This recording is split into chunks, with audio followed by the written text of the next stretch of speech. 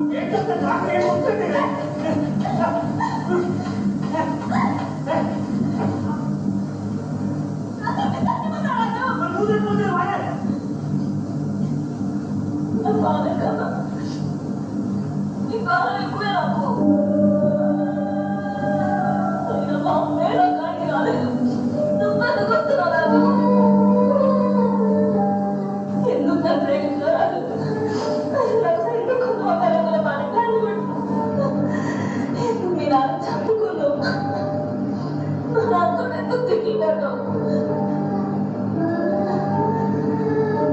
ఇప్పుడు నాకు ఎందుకు రావడం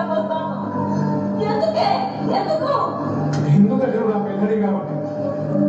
ఎందుకంటే నా కోసం ఇంట్లో దెబ్బలు తిన్నావు కాబట్టి ఎందుకంటే నా కోసం ఇంట్లో జరుగుతున్న ఒక ఆట గురించి కాబట్టి